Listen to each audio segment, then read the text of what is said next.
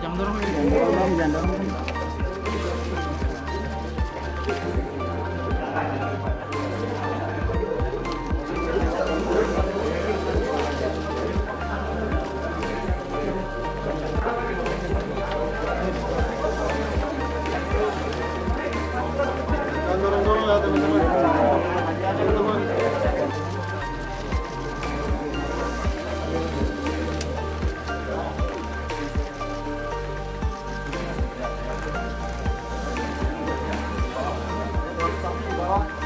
Wawancaranya di bawah kawan-kawan.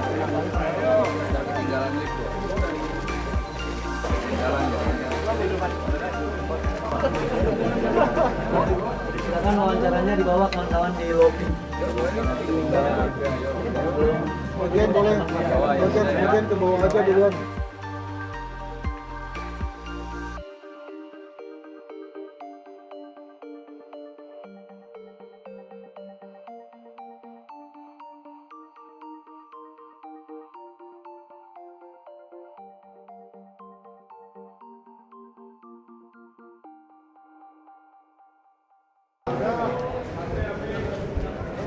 Nunduk ya, bro, nunduk bro.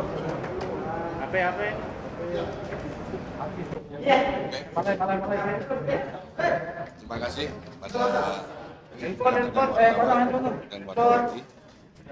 Saya sesuai dengan janji saya hadir pada saat hari ini tanggal 13 Januari.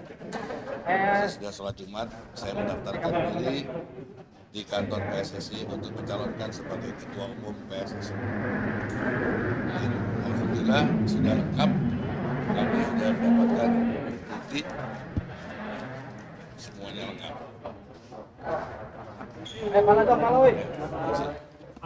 Saya didampingi oleh calon SO Pak Gede Widiada dan Pak Bustami Zainuddin.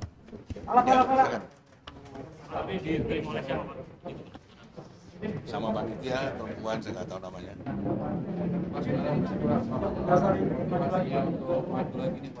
Saya masih ingat sekali 2000 perjuangan PSSI mulai dari 2012 sampai di 2015, yang mulai dari PSSI asli, anggotanya palsu, kemudian saya membuat KPSI yang organisasinya palsu tapi anggotanya asli. Setelah pertemuan beberapa kali, IPL tetap jalan, ISL tetap jalan, dan alhamdulillah akhirnya terjadi kongres luar biasa, penggabungan antara IPL dengan ISL. Dan di situ akhirnya Pak Jonar Arifin sebagai ketua umum dan saya sebagai wakil yang membidangi badan timnas nasional. Kemudian di tahun 2015 ada kongres luar biasa. Dari 107 voter, saya mendapatkan 94 voter dan sisanya 13 voter untuk calon ketum yang ada 9 atau berapa saya lupa. Dan pada saat saya setelah dilantik oleh FIFA, pada saat itu saya juga mendapatkan surat pembekuan dari Menpora. Pada saat itu Saudara Nahrawi. Dari situlah akhirnya kami berjuang sampai saya akhirnya menang di PT UN, menang di tingkat banding, dan sampai di kasasi kami menang. Tapi ternyata ada kejadian luar biasa, saya yang merasa dikriminalisasi, akhirnya saya masuk di dalam tahanan yang katanya saya korupsi dana hibah kadin.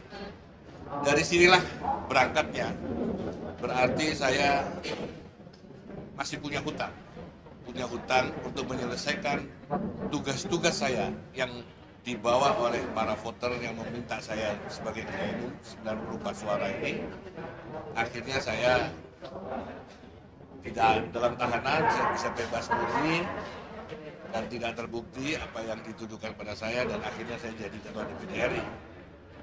Kemudian pada saat itulah saya mau mencalonkan diri sebagai ketua PSSI, tapi karena di situ ada calon ketua Pak Iwan Bule, saya anggap kredibel pada saat itu, akhirnya saya tidak maju.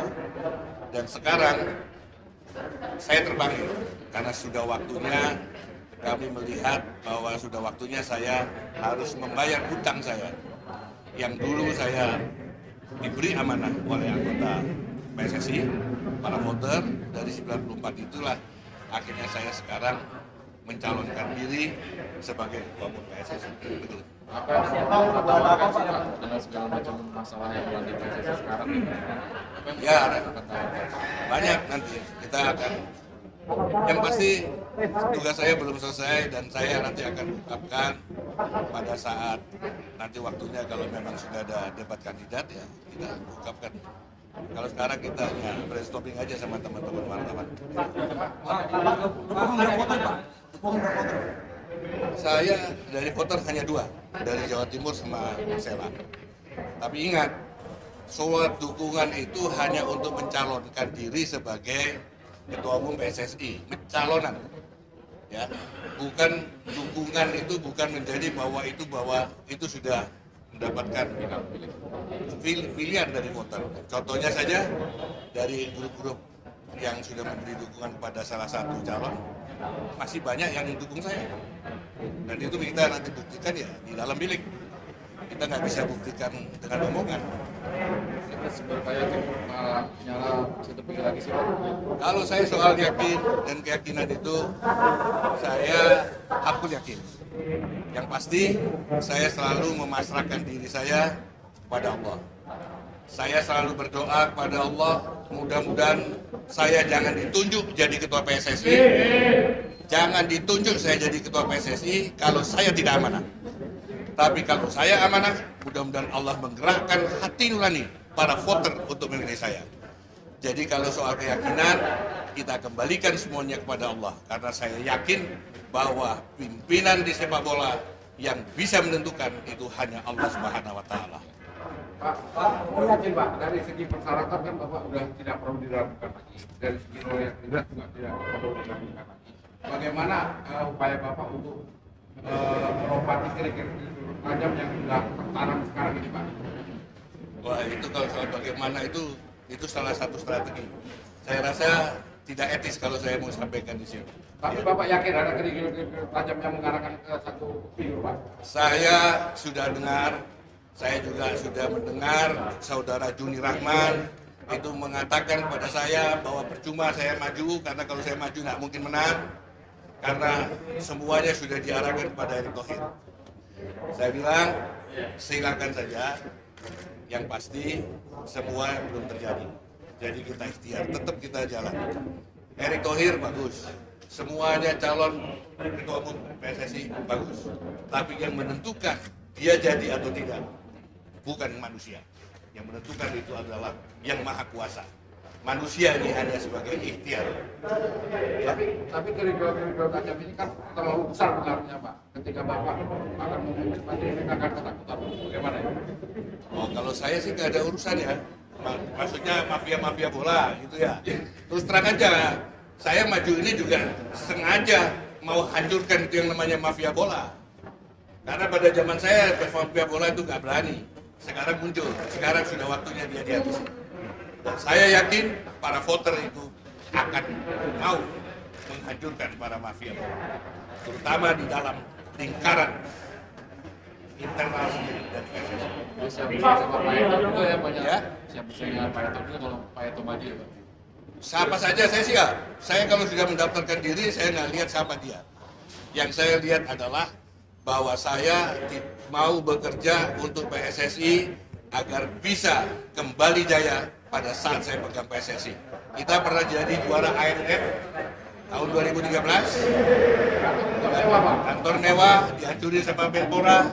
Kemudian kita yang anggaran-anggaran dari FIFA untuk pembinaan para wasit, para pemain itu jalan, dan sekarang akan saya bangkitkan kembali itu harus jalan.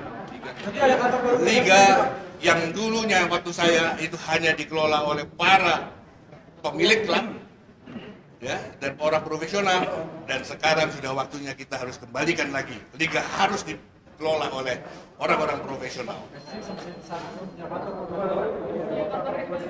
Waduh, kalau alam saya. Kalau soal kantor itu nantilah. Kita minta sama Pak Jokowi, pasti dikasih lah sama Pak Jokowi.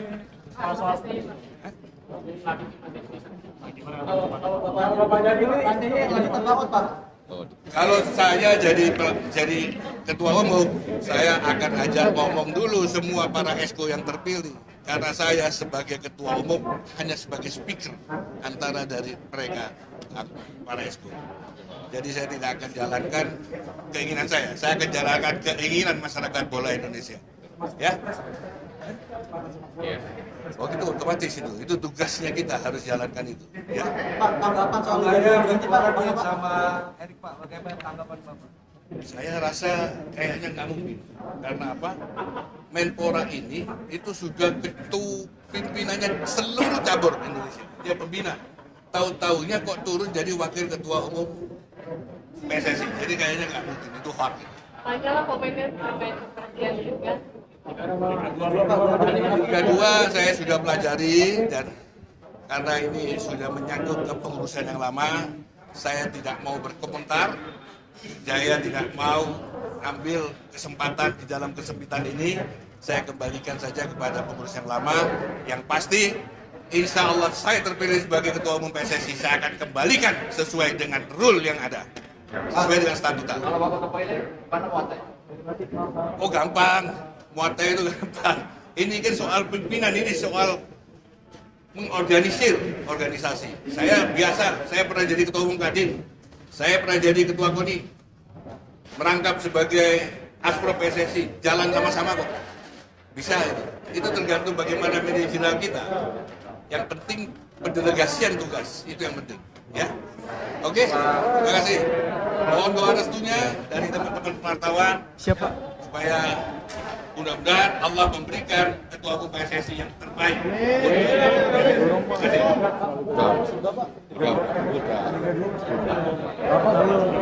Bapak belum.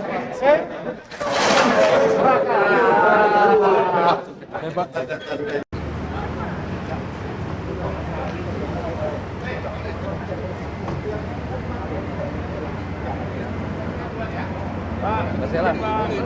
Pak, sini Pak. Sini Pak. Silakan. Pak Sari, saya mau ketemu di rumah ada open house. Oke Pak.